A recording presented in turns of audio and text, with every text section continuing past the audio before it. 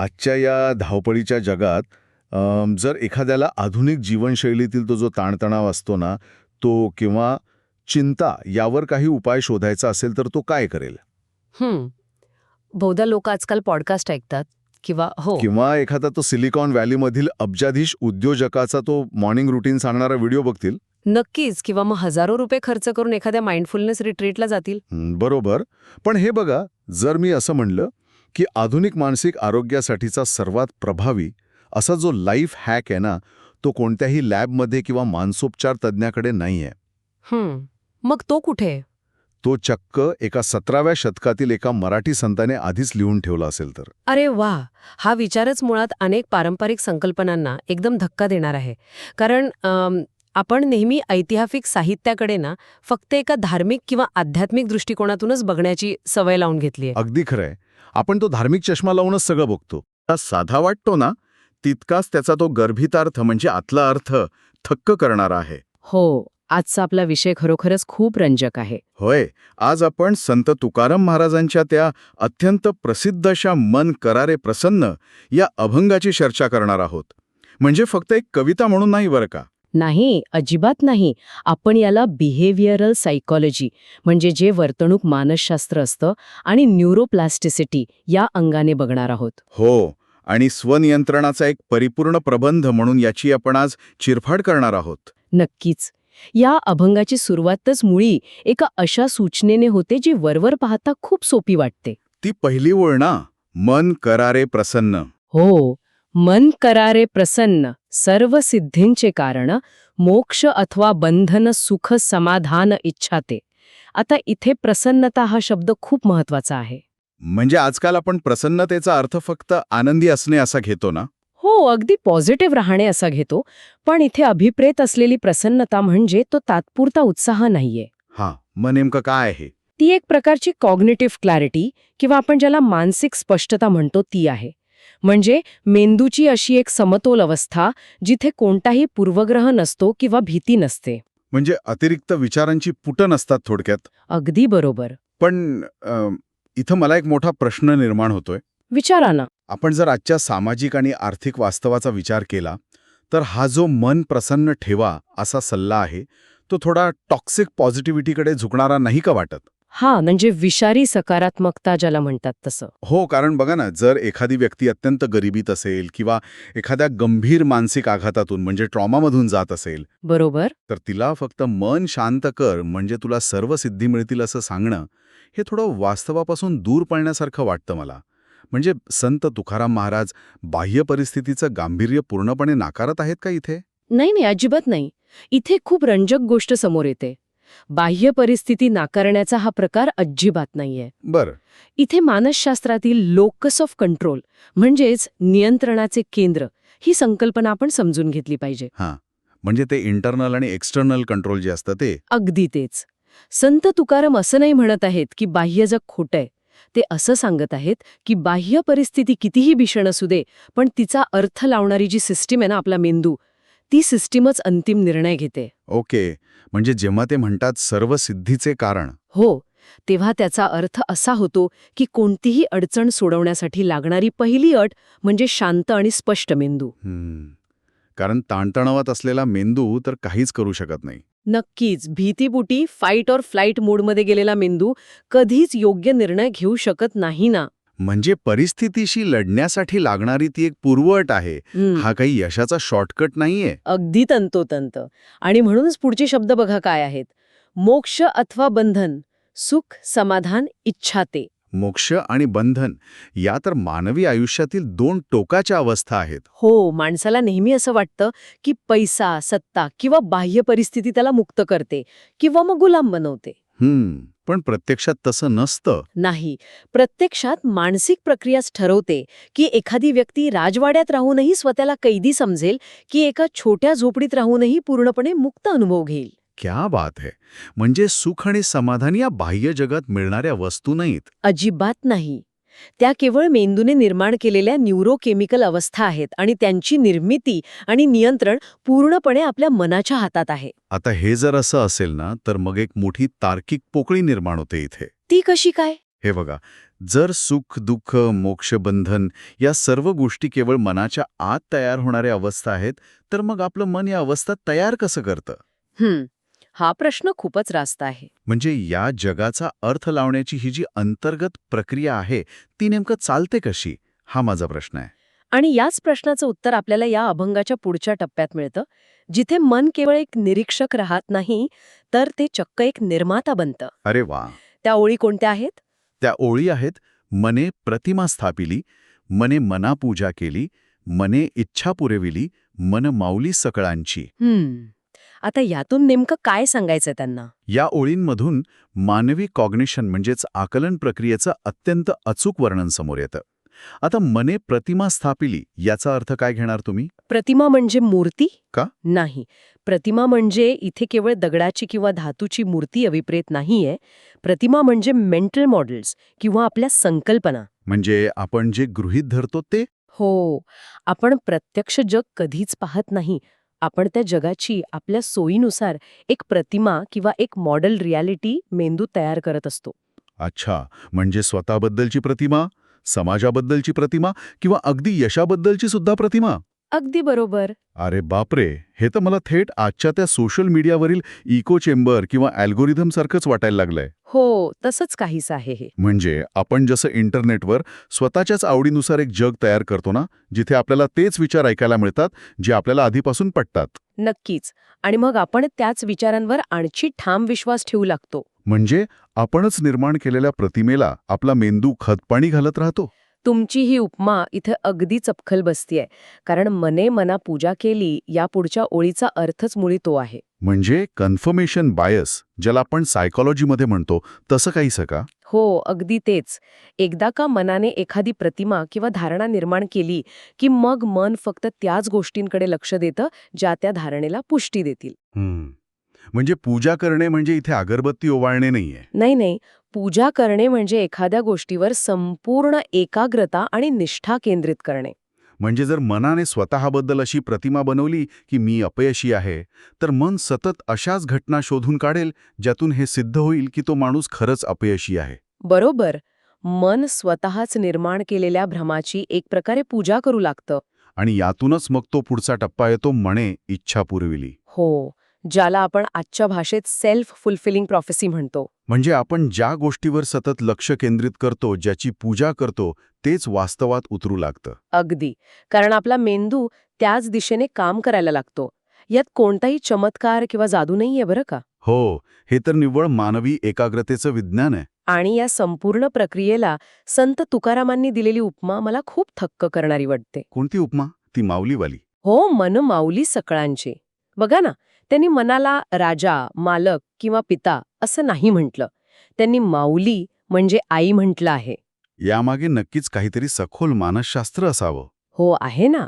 एक आई जशी आपल्या गर्भातील बीजाचं पोषण करते, त्याला आकार देते, अगदी त्याचप्रमाणे आपले मन आपल्या सर्व विचारांचे आणि संकल्पनांचे पोषण करत असते. म्हणजे माती कधीच भेदभाव करत नाही की त्यात विषाचं बीज पेरलंय की अमृताचं. ती फक्त पोषण करते. अगदी तसंच.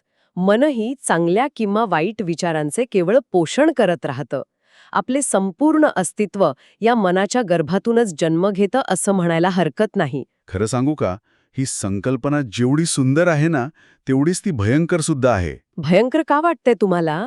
कारण बघा ना, जर मन हेच निर्माता आहे आणि मन हेच एका इको चेंबरसारखं स्वतःच्याच विचारांची पूजा करतंय, तर मग या चक्रावर नियंत्रण कोणाचं आहे? हा अत्यंत महत्वाचा मुद्दा आहे. जर तो अल्गोरिदम स्वतःला चालवत असेल, तर तो आपल्याला चुकीच्या दिशेने जाण्यापासून कसा काय रोखणार? म्हणजे गाडी चालवणारा ड्रायव्हर आणि जीपीएस दोन्ही मनच आहे का? हो, आणि म्हणूनच हा अभंग इथून पुढे अत्यंत गुंतागुंतीच्या अशा इंटरनल डायनामिक्सकडे म्हणजे अंतर्गत गतिशीलतेकडे वळतो. अच्छा, त्या ओळी कोणत्या आहेत? त्या ओळी आहेत, मन गुरु आणि शिष्य करी आपुलेनीची दास्य प्रसन्न आपापणास गती अथवा अधोगती. मन, गुरु आणि शिष्य, हा तर मोठा विरोधाभास वाटतोय मला. हो, हा या पूर्ण अभंगातील सर्वात मोठा पॅराडॉक्स किंवा विरोधाभास आहे. कारण आपण नेहमी ज्ञान देणारा गुरु आणि ज्ञान ग्रहण करणारा शिष्य अशा दोन वेगवेगळ्या व्यक्ती पाहिल्या आहेत ना. बरोबर. पण मानवी मेंदूच्या बाबतीत ही अशी विभागणी अस्तित्वात नसते. मनच स्वतःचे गुरु आहे आणि मनच स्वतःचे शिष्य. म्हणजे एकाच वेळी मेंदूचे दोन भाग पडतात, एक जो आदेश देतो आणि दुसरा जो त्याचं पालन करतो. हो. आणि याला आपण आधुनिक न्यूरोसायन्सच्या भाषेत प्रीफ्रंटल कॉर्टेक्स आणि लिम्बिक सिस्टम यांच्यातील संघर्ष म्हणू शकतो. अरे वा, म्हणजे आपला प्रीफ्रंटल कॉर्टेक्स जो गुरु आहे तो तर्कशुद्ध विचार करतो, प्लॅनिंग करतो. आणि दुसरीकडे ती लिम्बिक सिस्टम जी शिष्यासारखी आहे ती तात्काळ मिळणाऱ्या भावना आणि सवयींच्या आहारी जाते. तोच हा संघर्ष आहे तर. अगदी. जेव्हा संत तुकाराम म्हणतात करी आपुलेची दास्य म्हणजे स्वतःचीच गुलामी करतो, तेव्हा ते मानवी व्यसनाधीनतेच्या आणि चुकीच्या सवयींच्या मुळावर बोट ठेवत आहेत. म्हणजे माणूस बाह्य जगाचा गुलाम नसतो, तो स्वतःच्याच डोपामेन लूपचा गुलाम असतो. बरोबर. मन स्वतःच ठरवतं की मी आजपासून व्यायाम करणार, हा झाला गुरु, आणि तेच मन दुसऱ्या क्षणी आळस करून झोपून राहतं, हा झाला शिष्य. खरंच, स्वतःच्याच प्रवृत्तींचे, स्वतःच्याच विचारांचे दास्य स्वीकारणे हा मानवी शोकांतिकेचा सर्वात मोठा भाग आहे. आणि यातूनच मग माणसाची गती अथवा अधोगती ठरते. ही ओळ तर माणसाच्या हातातून सर्व सब्बी हिरावून घेते. हो ना. कारण प्रगती किंवा विनाश यासाठी नशीब, परिस्थिती किंवा समाज जबाबदार नसून या सर्व गोष्टी केवळ आणि केवळ या अंतर्गत प्रशासकीय संवादावर अवलंबून आहेत. म्हणजे गुरु आणि शिष्य यांच्यात कसा ताळमेळ आहे आणि मन स्वतःला कसे प्रसन्न ठेवते यावरच सगळा खेळ अवलंबून आहे. ही 100% जबाबदारी घेण्याची संकल्पना पचवायला खूप जड जाते माणसाला. मी नेहमी पाहिलंय हे.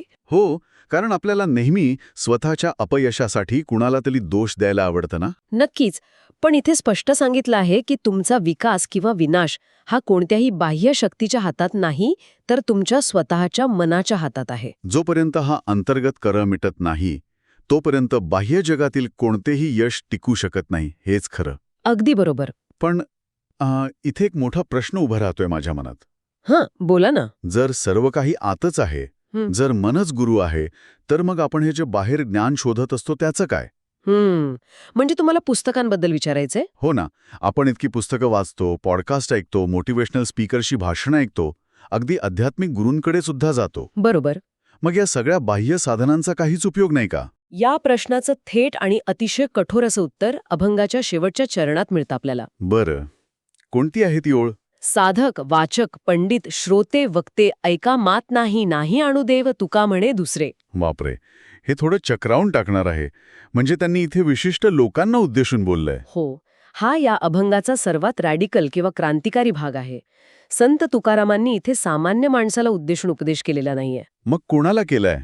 त्यांनी अत्यंत जाणीवपूर्वक समाजातील अशा वर्गाला लक्ष केले आहे जो स्वतःला ज्ञानी समजतो. अच्छा, म्हणजे साधक जे सत्याच्या शोधात आहेत, वाचक जे सतत ग्रंथांचं वाचन करतात, बरोबर, पंडित ज्यांच्याकडे प्रचंड माहिती आहे, श्रोते जे सतत उपदेश ऐकतात आणि वक्ते जे लोकांना शहाणपण शिकवतात.